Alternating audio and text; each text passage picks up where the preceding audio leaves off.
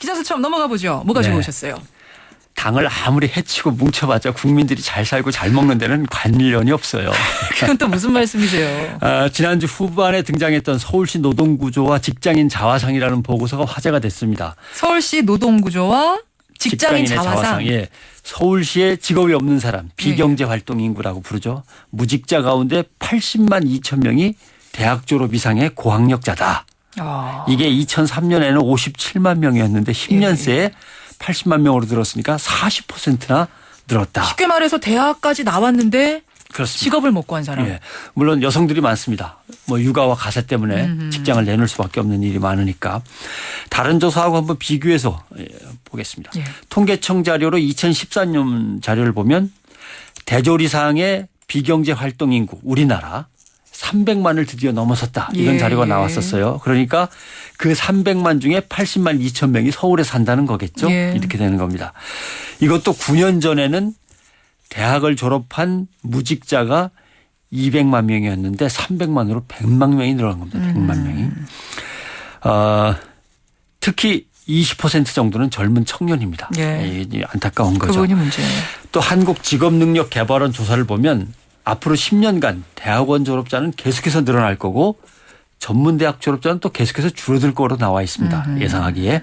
그러니까 대졸, 대학원졸 고학력자들이 어려운 일을 자꾸 기피하고 또 시장에서는 뭔가 어려운 일을 해줄 사람이 필요하고 이걸 갖다 이제 미스매치라고 하는데 수요와 공급이 전혀 맞지 않아서 고민하는 현상은 우리 사회가 계속 겪게 될 거다. 말하자면 사무직에는 지망자가 넘쳐나고 그렇죠. 판매직, 서비스직 뭔가 몸을 써서 해야 되는 일에는 사람이 턱없이 부족하고. 부족합니다.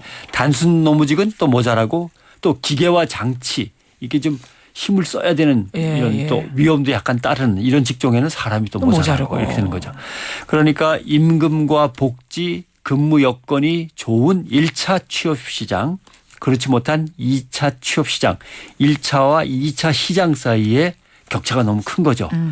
청년들은 자꾸 취업을 늦추면서 1차 쪽으로 어떻게든 진출을 하려고 하다 보니까 나이가 많아지고 할 수 없이 또 대학원에 가고 그렇죠. 이런 양극화가 벌어지는 거죠. 현대경제연구원 조사 결과를 보면요. 20세에서 35세 그러니까 청장년이라고 할 수 있죠. 젊은이들. 중소기업의 취직은 절대 못하겠다. 안 하겠다라고 하는 사람이 70만 명이었습니다. 그런데 그럼 중소기업이 아닌 대기업과 공무원 일자리는 합치면 얼마냐.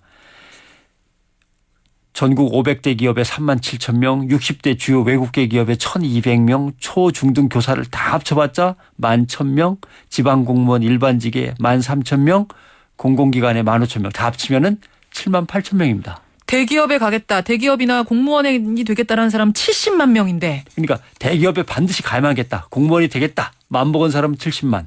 일자리는 7만 이렇게 되는 거죠. 10%밖에 없는 거예요. 그렇습니다.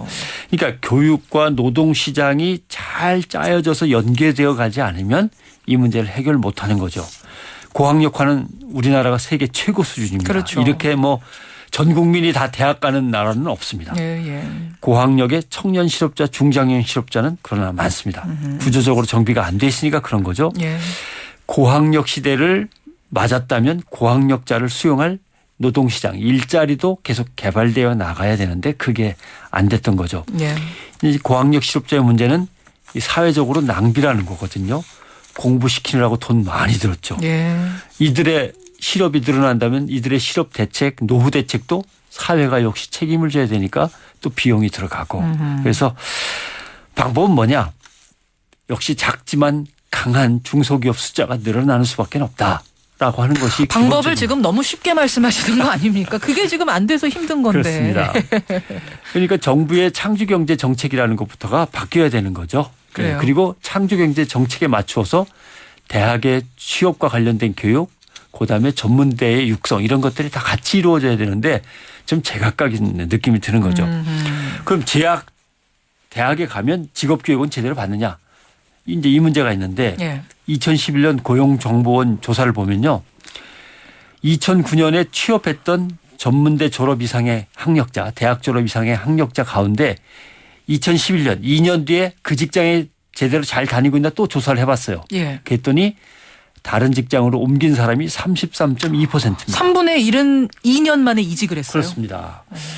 그러니까 왜 그러느냐. 예. 그 이유를 살펴보면 물론 자기 적성에 맞는 직장을 찾기 위해서 옮겨간 사람도 있고요. 예예. 힘들어서 옮긴 사람도 있는데 대졸자 중에서 취업도 어려운데 취업하고도 옮긴 까닭은 그동안 입시 위주와 스펙 위주의 교육 때문에 취업 경쟁에만 시달리다 보니까 자기의 적성과 진로를 제대로 고민하지 못하고 누구하고 깊이 상담하면서 뭔가 확실한 적성 검사와 함께 진로를 갖다 정하지를 못했던 거죠. 그렇군요. 그러니까 고등학교에서 대학 갈 때도 적성과 진로를 파악 못하고 일단 합격하는 대로 갔죠.